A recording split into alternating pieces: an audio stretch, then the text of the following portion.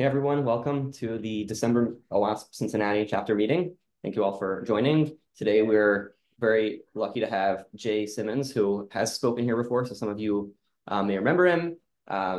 Local, very active member of the group. Senior AppSec Analyst at Great American, Security Champion Program Administrator, been in AppSec for a couple of years. Formerly was a developer.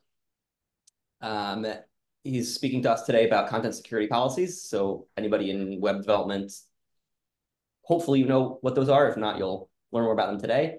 I also want to challenge everybody to turn on your cameras. No pressure, you don't have to, but I do encourage it. I think it's great. We're not in the same room, but it is nice to be able to see faces. I know from speaking, speakers generally prefer being able to speak to people instead of, a list of names. So I'm sure Jay will appreciate that. I certainly like to see everybody who's come out, and with that, I'll hand it over to Jay, and everybody's welcome to stay on a little bit afterwards. We can have networking time. Again, I'm trying to make this as much as if it would be in person as possible. So it's not, but we can pretend we can still, be friendly and talk afterwards, ask questions and stuff. So without further ado, take it away, Jay. All right, thank you, Shlomo.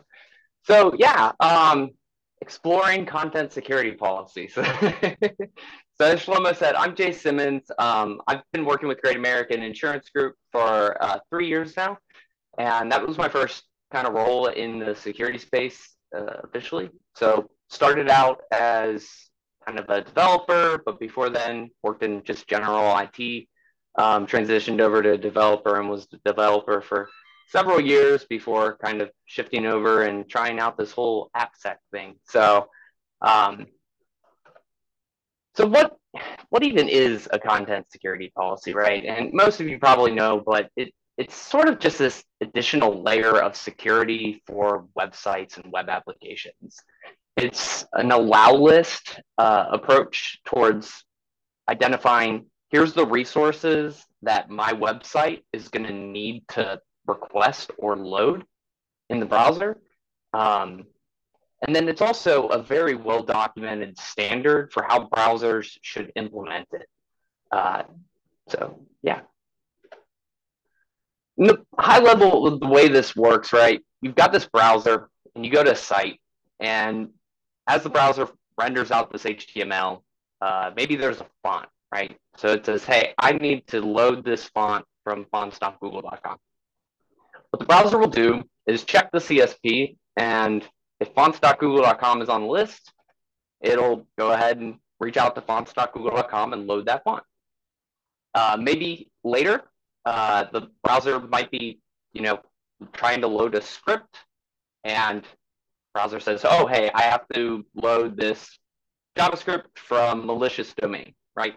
It'll look on the content security policy, it's not on the list, and then what happens is it sort of depends. But in short, the content security policy is just a bouncer, right? It's not on the list. It's probably not getting through. And we'll talk about that. So some pros of implementing a content security policy. Obviously, you're going to be able to block malicious resources. Specifically, one of the things that you'll block a lot having a content security policy, other than like cross-site scripting and things like that, are browser extensions, believe it or not. So there's a lot of browser extensions that are adding ads to your websites on end users, web browsers. They're also sometimes loading additional scripts that might hinder the functionality of your website or web application. By implementing a content security policy, you're also kind of building this almost like an SBOM of here's all the external resources my website uses, right? So it's kind of got that as a little bit of a benefit. And there's a lot of security scorecard type websites out there now that are trying to assess what the security posture of your web application is. And having a content security policy in place will greatly improve your overall security score for your application. But it also has some drawbacks, right? An allow list approach is a really big ask for developers or for any application. It can be potentially slow to roll out because it's an allow list approach, right? You have to identify and almost make this inventory of here's all the resources my website's gonna have and gonna need to request. And it can be somewhat complicated for developers to overall understand, right? They're not typically thinking about the resources that they're loading and how they're loading those, as much as they're just thinking, how do I get this website to look good? How do I get this web application or this functionality to work properly? Especially when they start loading like frameworks and things like that in JavaScript. Some of these frameworks will pull other frameworks that they need, and it can get really messy. And lastly, it can break your website, right? If you don't have certain things listed in that content security policy, and you don't allow the browser to actually load that for your users, then your user is going to have this really horrible experience on your website where maybe images aren't coming up, right? Because you didn't put the right images in there. So the way that this list works is there's three core components. There's directives, which are the types of resources that the website might load, right? So we have like script source would be a directive, and that's going to be where all your JavaScripts or your JavaScript scripts are going to be defined. You'll have style source as another one where all your CSS and your styles are going to be defined. And there's a lot more. We'll look at those a little bit later. And then you have, for each directive, you have these directive values, right? And that's what is allowed for that given directive. Now, these could be a URL, right? So in our example, we had fonts.google.com. By putting fonts.google.com, I'm saying, hey, browser, you're safe to load any font from fonts.google.com. If I wanted to be more granular and really think about this in a more secure approach, I might try to put something a little bit layered down further, maybe the specific font that I want, right? So I'd put fonts.google.com and then put my font family and the font that I want to load, and I'll say, yeah, that's okay to load, but don't load other fonts. There's self, right, which is just telling the browser, hey, the website's allowed to load resources from the website, right? And you'll see self in a lot of these tags as being defined. There's data and blob, which are very similar. So data is going to tell the browser that embedded data in the HTML is allowed. Generally, you'll see that in like image source directive, right, where you have bootstrap styles that maybe have images or icons defined as data in the style sheet. There's also blob, which is going to tell the browser blob data or requests that return blob data is allowed to be rendered. Again, generally both of those are going to be used for image source. There's none, which is just going to tell the browser, hey, there's no allowed resources for this directive.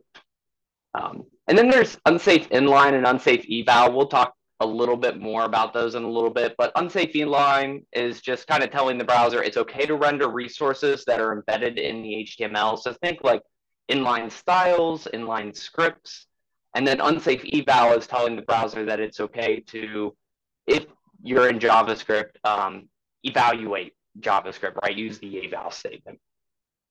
And then there's nonce and SHA-256. So this is kind of a more secure approach to get around that unsafe inline. And this is going to tell the browser it's okay to trust files or inline items as long as they match these hashes or these nonces. And then the last kind of core component is there's this report URI and report to directive. So the report URI is technically deprecated. It's supposed to be replaced with report to, but to date, I think there's only one browser that actually supports report to. So most of the implementations of content security policies still leverage the report URI. There's some pretty big differences in the way that those are handled, but this is really just telling the browser, hey, when you have to block something or you run into an asset that's trying to be loaded that isn't in this list, here's where you're going to send that violation report to. Now, unsafe inline maybe uses this sometimes, right? It's not great. It really defeats the purpose of having a content security policy when you're looking at things like JavaScript or putting it as a script source value. And the main reason is unsafe inline is kind of what XSS is, right? So you're trying to prevent cross-site scripting with an implementation of a content security policy, and by putting unsafe inline, you're actually opening that vulnerability up again to say, well, if there's any sort of XSS on your website, that's allowed now according to your content support policy. But where it might make sense is maybe in like styles, because there's a lot of websites that currently use inline styles still. There's also unsafe eval, and this should be avoided like the plague, right? Like we should not allow this. And generally, if you're rolling out a content security policy in your organization or on your own website, you really don't want to have this allowed as much as possible. Yeah. Also, this was intentional. The directive value is actually data colon and blob colon. So for anybody else who has OCD like me, I just wanted to point that out. So, when I started learning, we looked at Great American and we got these reports that said, hey, we don't have these content security policies. And being the kind of tinker and I like to eat my own dog food, if I'm going to have developers do something, I want to make sure that I understand it in and out. I was like, hey, I'm going to go play around with this. I'm going to figure out how to set up a content security policy. And this was kind of just how I went about it, right? So looked it up, and there's two different options as to how you can define your content security policy. There's both of them are going to be defined as a header in your response, and one of those headers would be just content security policy, right? So this is basically just either it's on this list or it's not allowed, and that's about it. Then there's this other way of doing it, which is the content security policy report only header. And this is basically, I'm going to allow you to still retrieve that resource, but I'm going to do all the other actions, right? I'm going to log it in the console. I'm going to send it to the report URI if that's defined. Everything else is going to get handled the same way. It's just I'm going to then allow that resource to be loaded in. So I decided to implement this in just a Node.js app that I had. The library that I ended up going to use was Helmet. So Helmet's a really good library if you're looking for kind of security headers. It integrates with Express, and the configuration was pretty straightforward. I'm just saying, hey, here's what my content security policy is going to be. My directives, I have default source self, right? That's basically the like minimum content security policy I could define there. I gave it a report URI, which was just my, the local instance, but a special CSP endpoint. And then I put report only as false because I'm like, I want to block it. I want to see what it's going to mess up on my site. So I refresh my page and I get this in my console. And I can see that, it refused to load the script Google.com. So this is reCAPTCHA, right? And this is really just the browser going, hey, I tried to do that thing. Bouncer said no, wasn't on the list. So I can see some more evidence inside of the network tab in the developer tools. The first thing we see is this API.js, right? So I can see that that was blocked. And in the status, you even see that it's blocked because of the CSP. Now this is Chrome again, but then it's a script. I can also see this right after that, there's this CSP post request. And so this is the browser sending that violation report because I have defined a report URI. In this payload that it's a post request, right? So in this payload, I've got this blocked URI, a disposition, a document URI, blocked URI. Here's the resource that we didn't allow. Disposition, we enforced that. We didn't allow it. The document URI is what page was trying to load that resource. And then the affected directive is what directive was actually, should this have been defined in, right? So for now, we'll look into that report a little bit later, but for now, we're just going to add this into our content security policy for the script source LM. and we refresh our page, and this is what we get. So now, because we have script source element defined, why are all of our local scripts being blocked, right? That doesn't make sense. They weren't being blocked before. Well, yeah. So when we set script source element, if you remember, we only had default source. So when we set the script source directive, or the script source lm directive, all we defined was that CAPTCHA, but because we've now explicitly declared that, it thinks that that's the only thing that's allowed because we didn't also put self in there. So anytime that you declare a different directive, the default source is no longer applicable. It's only going to look at what you've explicitly declared for that directive.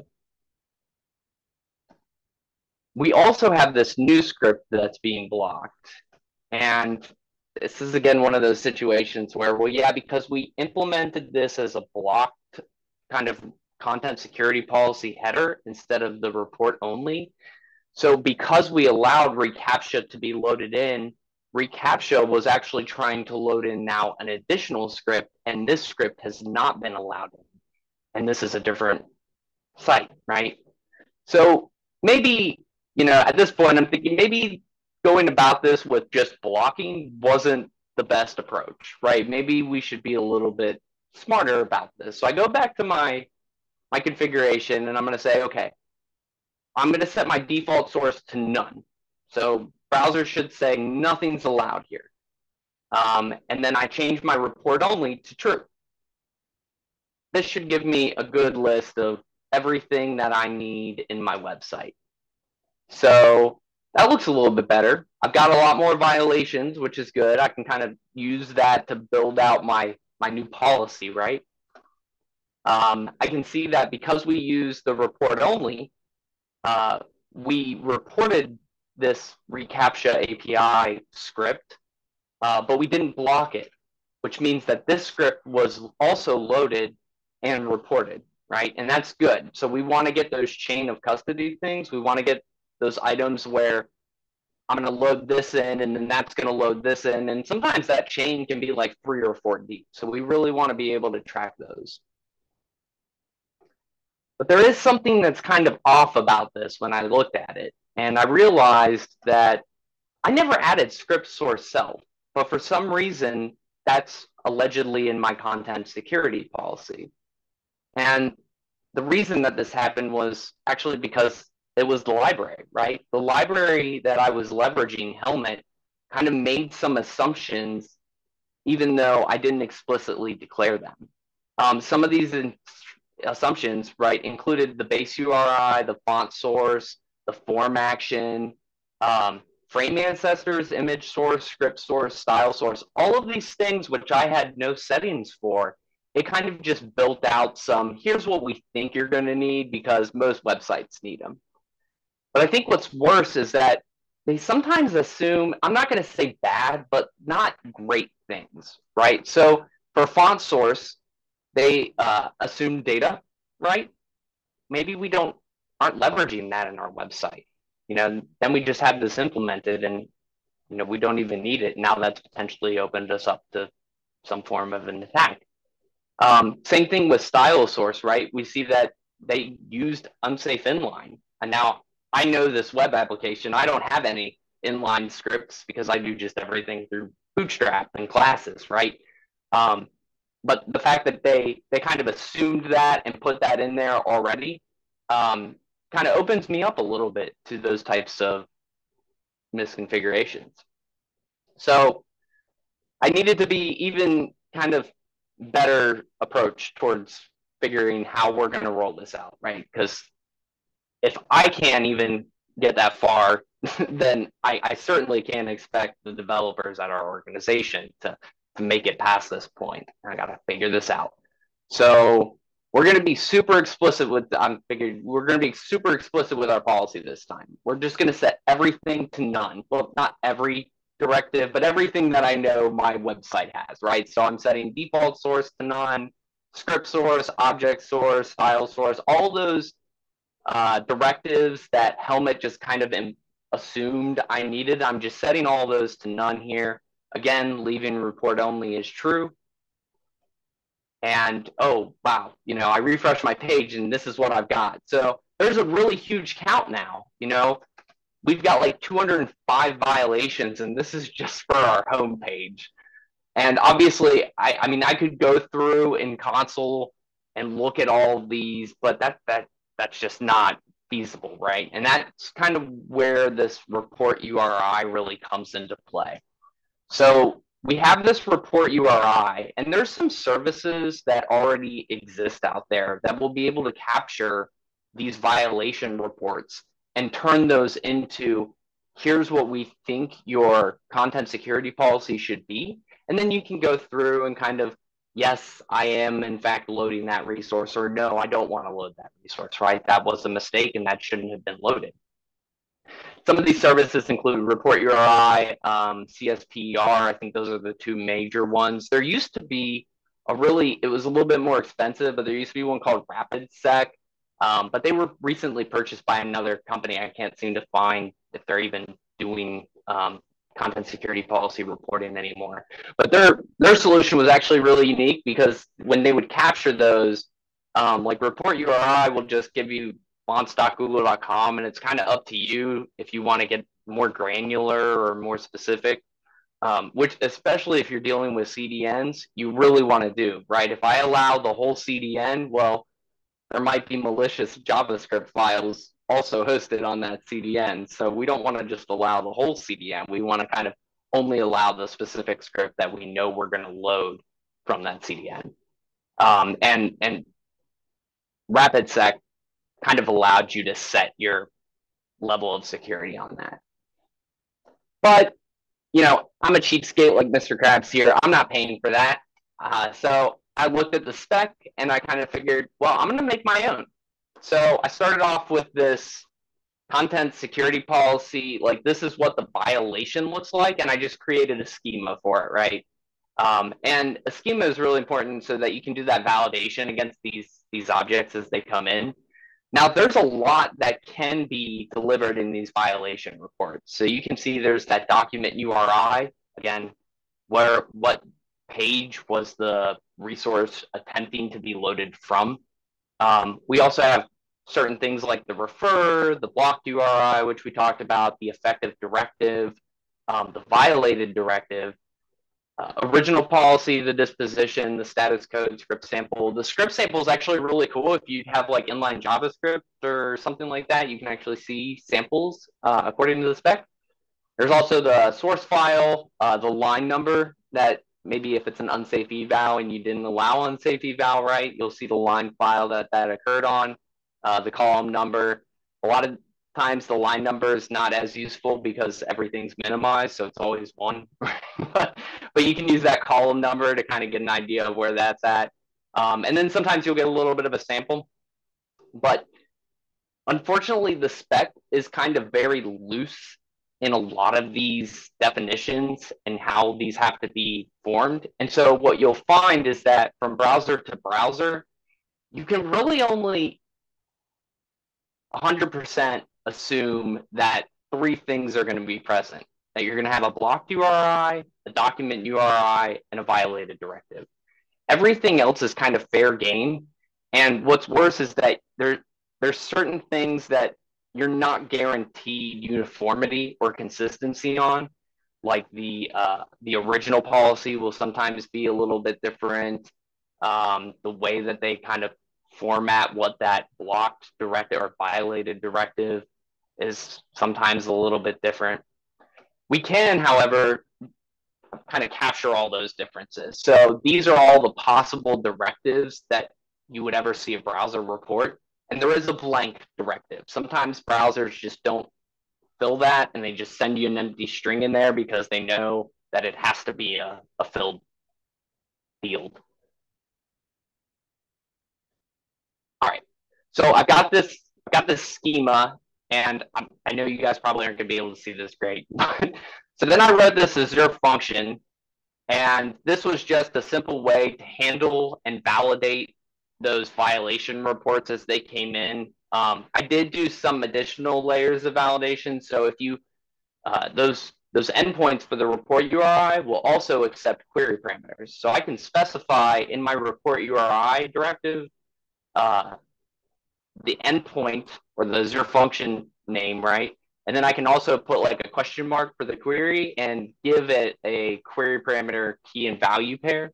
So I added a like domain, and I just checked that that domain that's in that query parameter also matches. Obviously, easy to kind of fool if you know how it works.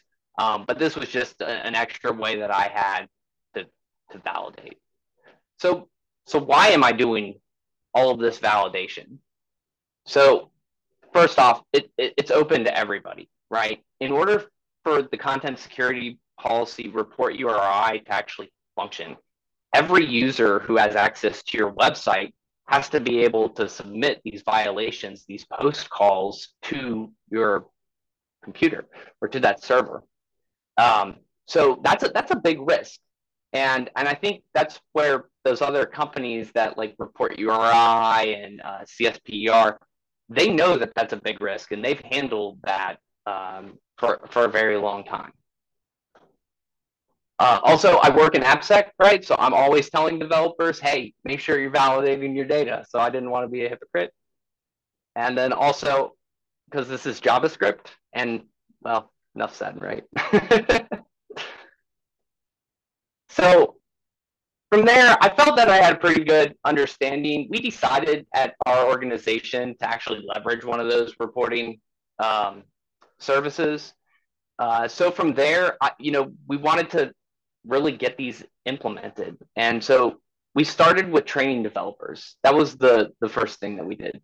We sent out a quarterly training to all of our developers, and we really kind of found some content from Scott Helm. Back then it was like on Pluralsight. So we sent out some content from Scott Helm on Pluralsight that really dived into what is a content security policy, how does it work, what is it doing, and talks a little bit about those report URIs. Obviously, we purchased tooling also, so that was really important. We had a lot of communication, not just with the developers, but with the business units and the different application owners, right? Of, hey, this is what we're trying to accomplish, and this is what the ask is. And in that, we were very transparent in that communication with here's the potential cons that you can have when you go to implement this, and here's why here's the approach that we're taking, and here's how we're trying to kind of mitigate those negatives that we talked about earlier. We also set up some pilot groups, and we identified a couple applications that were kind of easier to implement, maybe newer applications where the developers, it was all still very fresh in their mind what their front end was, right? And then we provided them access to our tooling. So obviously we assisted them in setting that initial tooling up and getting everything in place. But once it was in place, we gave them access to it so they could see the same reports that we were seeing, and they could, make these good informed decisions when they were building out that content security policy. We also decided to take this phased approach. So instead of trying to really give them all the work to make this content security policy and then implementing it, with report URI, we were able to take more of that. Let's set a very strict, nothing allowed content security policy at the report only layer. And then from there, we'll capture everything for a while in that report only mode for about 30 days or so. And then we'll have some review sessions where we'll sit down with you and go over all those. And it's nice because report URI and a lot of these other services, they roll up those violations and they'll tell you, here's the script that was loaded, and here's how many times we saw this violation, and here's all the different pages that this violation popped up for on your website. I would also say that as your developers start to roll this out, especially if you have a lot of different Angular and different front-end frameworks that your web developers are using, a lot of those front-end frameworks have things like unsafe inline for both scripts and for CSS, right?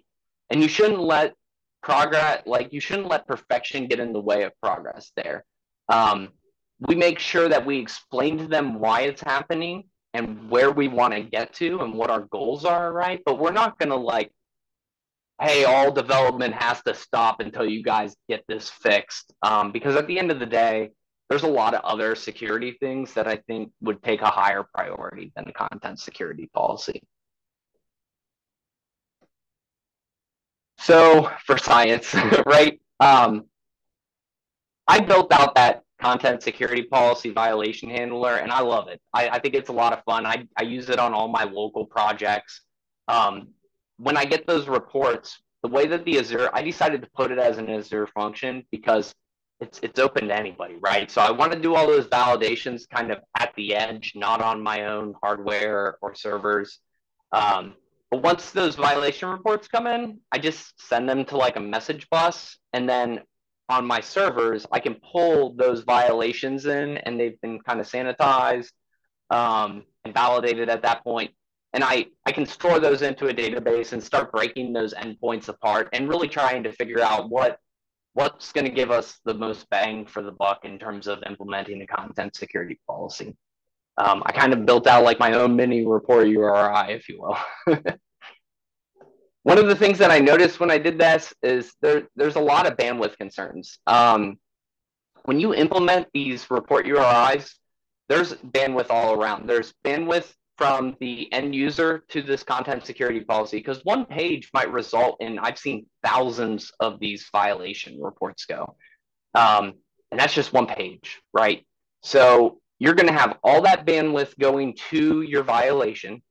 But then you also have to think about like the compute bandwidth that you now have to implement to actually process those violations as they come in. And that's one of those, again, one of those reasons why when we looked at it and we're like, well, we can kind of do it on our own, but it probably just makes more sense and is more economically feasible to just use one of these services because they're not that expensive at the end of the day.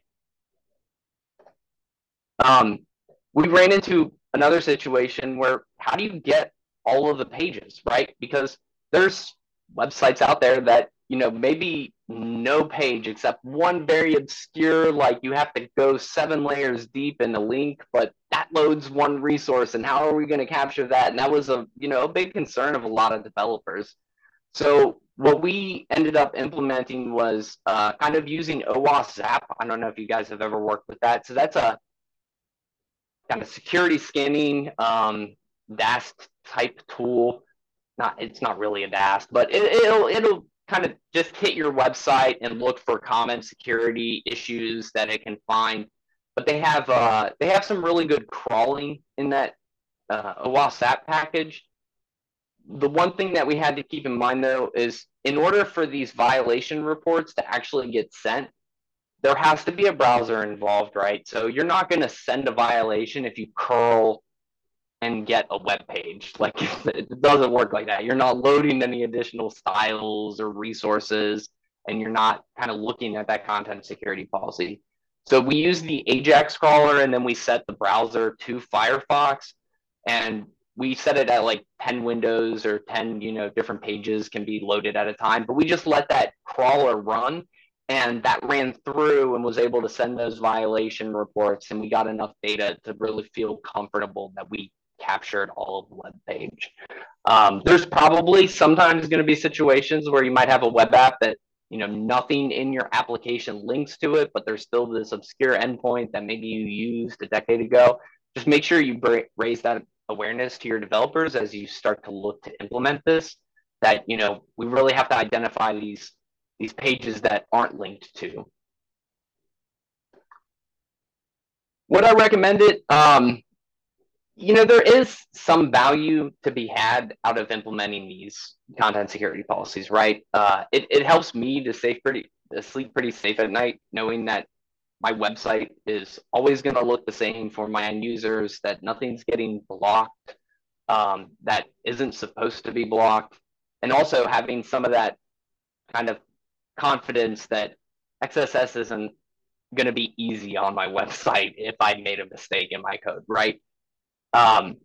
It's also really good if you're working for an organization that purchases cybersecurity insurance, being at a cybersecurity insurance agency, we see a lot more of these kind of sellers of cybersecurity insurance looking at some of these security scorecards and these other security audits, and really using that to identify the risks. So if you want to ultimately get kind of your how much you're going to pay for that coverage, it might be worth implementing this to kind of bolster that score, right?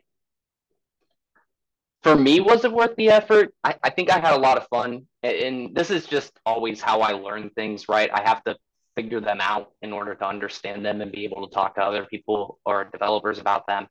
So I had a lot of fun. In hindsight, I probably would have just signed up for like the 30-day free trial of one of those report engines instead of going through all the effort of making that. But I like having it. It's fun to play around with and run.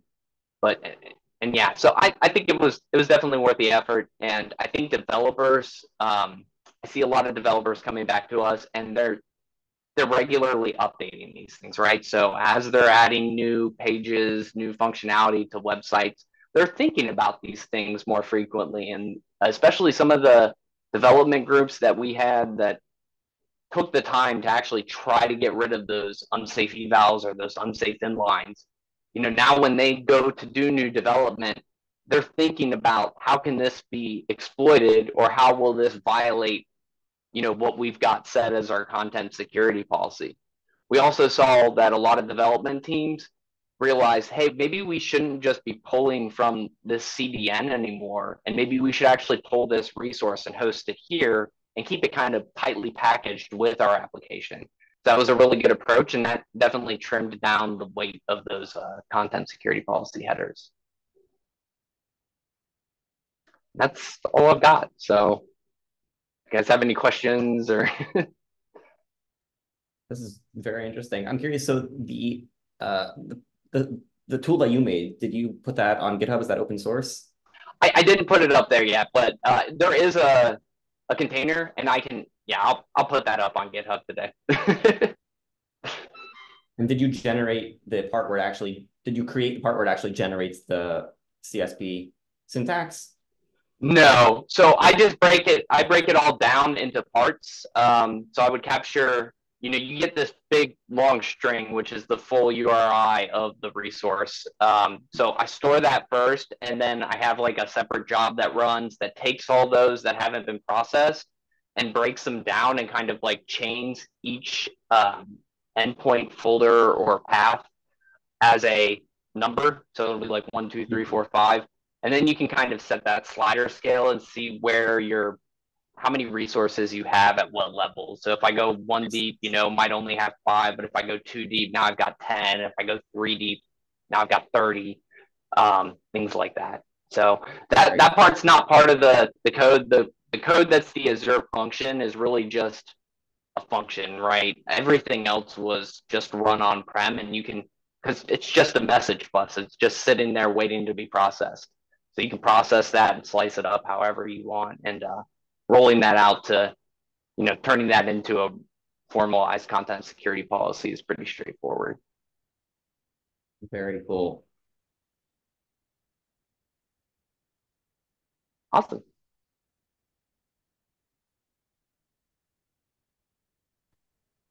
Hi there. I'm new to the group, but I liked your talk, and I was wondering, I'm really interested in like web pen testing and web app security from an offensive standpoint. So I was wondering if you could talk a little bit about like exploiting some of these misconfigurations, or like what do you look for, or like what are some clues that there might be a misconfiguration that you could exploit? Yeah. So if you're looking at a website that doesn't have this content security policy, it's actually, I was playing around with this with Burp Suite. If you get in the middle of that response and you actually put in a very explicit none content security policy, then what you'll find is that you're going to get all these violations, but they're good because you want to know where are my potential input or attack points, right? So if you get a violation for unsafe eval, or you get a violation for unsafe inline, or maybe you see a violation come through for a library that is exploitable, then you'll be able to see that in those reports. So you could very easily set some automation up with OWASP where every time it's going there, it's making that violation. The response is already coming back to here's your new, and it just crawls the whole website, and you got this great report of like, here's everything that website is made of. Other than that, I don't know that there's really too many ways to exploit the header itself. I would look for violations as you're going through their site, right? Maybe here's some newer stuff that they haven't maintained in a while, or they didn't implement, or they're not getting violation reports on because it's less traveled in their website. You could always look at that. That might be a signifier to like the age of the, page, and hey, maybe there's some vulnerabilities here that we didn't know about. Other than that, yeah, I don't know too much. They really use this for bad. Yeah. I was going to highlight the flip side is the defense, how it's effective at preventing certain types of attacks. So I put in the chat, but MageCart was a group. So it was the one that was real popular was the British Airways website. They got into the payment portal on the British Airways website and were skimming credit card payments. So I think Jay highlighted that sometimes third-party JavaScript can be fun, but for things like payment vendors or others, they're really good about having strict, like you have to worry about third-party libraries breaking your CSPs. The things like payment gateways, like they tend to be really good about making sure they communicate things because they don't want to knock out everyone. But so like MageCart would compromise websites in certain ways, maybe third party, and then get their malicious JavaScript running in the context of like a checkout. Like when you wanted to buy an airplane ticket on British Airways, it would just grab your credit card details. Yeah, and that's actually a really neat point about leveraging those SHA hashes too. So if you're loading in certain scripts, and maybe you don't want to just allow that script to always load because you don't trust the makers of that, right? You could SHA hash this is the known good state, and then if anything changes in that, it would be blocked. So if for some reason that, we see a lot of these supply chain attacks, I think there were some recently that they'll either go out and fetch additional scripts, which would be blocked by that content security policy anyways, or what they're doing is they're trying to make these connection requests to other servers. And there is a connect source directive. So you're saying like, here's where you're allowed to talk to in terms of making post calls and API calls from JavaScript, right? And you could very easily, block all of those things from even being attacked. Okay, so it sounds like some of the options are like kind of like a watering hole attack. So it would be to compromise the third party that they're using, but you can't always do that in a pen test. So it's kind of more of a advanced thing. Content security policies are very effective at what they do. The big thing is that if you see people implementing them with unsafe eval or unsafe inline, there's problems, especially if the unsafe inline is set for the script source or the script source LM directive. That's a big like red flag or green flag for you, right? As a pen tester, like, hey, we should investigate where that's coming from. Maybe remove that from the content security policy, figure out where it's actually getting triggered and leverage that as an attack point. Okay. And is there any possibility of like a denial of service, like if you can't load certain things or just breaking the site? Like, are there any ways that you could do that? So you could look at the if the endpoint that they're listing for the report URI is not a third-party service and is actually their own server, then there is potential that you could overload that ingestion because that is a completely open endpoint. Now, best practice would say put a WAF in front of it, right, to prevent that kind of attack from happening, but I'm not sure how many people would actually do that, and you probably get a lot of red flags because you're going to see post requests that literally have JavaScript in them, right? That's part of the protocol. So you want to also be able to capture those. And I don't know that a lot of implementers actually go through that process. And the report URI is really nice for getting cross-site scripting reports. So if you were to go ahead and hammer them, then perhaps you would hide the signal and the noise of all of the others. You mentioned third-party JavaScript compromise for watering hole. The other, I think, common was persistent or stored cross-site scripting. So if you get something like that, especially like in CMSs, or that can be really fun.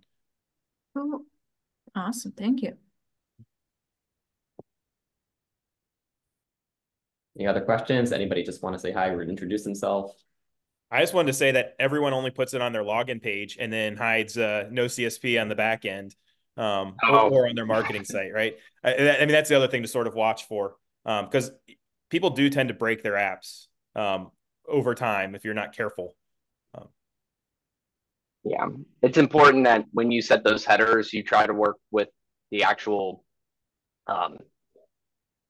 You have to work with the developers to figure out what fits best, but we tried to push it more towards the actual edge of where the server that's handling that is where we're setting that at. So either at the WAP or maybe at an F5 layer is where we set those. But you also have to make sure that you're giving your developers access to maintain and update those regularly. And you can do that with automation. You can do that programmatically, or you can just give them access into the tooling of where to set those headers. But you have to warn them if you're doing that, because these things can literally break the website, right? So. And GitHub had some really nice content on that when they were trying to roll it out. And they talked about how they fractured their github.com from their GitHub hosted content. They used different subdomains to try to segment things out. It was really, because for their business problem, it was almost impossible to roll it out until they started to decompose. So that was I remember a blog on that was awesome. But thank you. This is really fun to sort of rehash and sort of think about things and remind myself that, oh, we probably need to put that more places.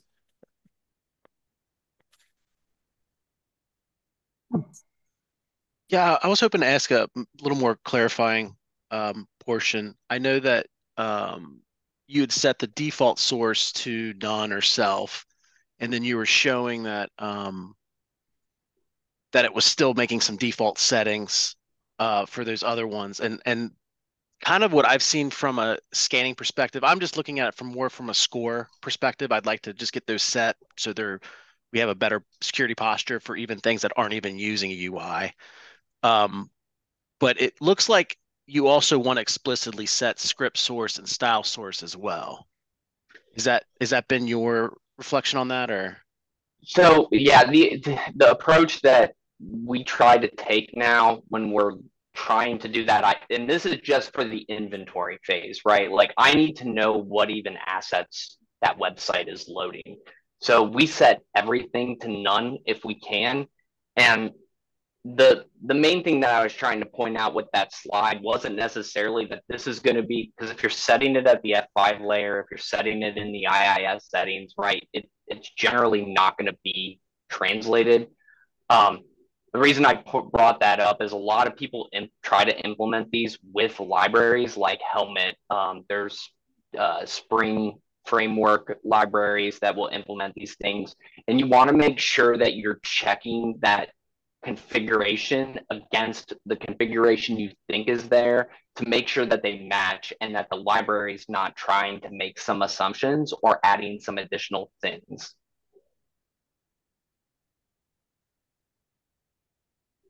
Yeah, the browser's never going to make assumptions. The browser just does what it's told, right?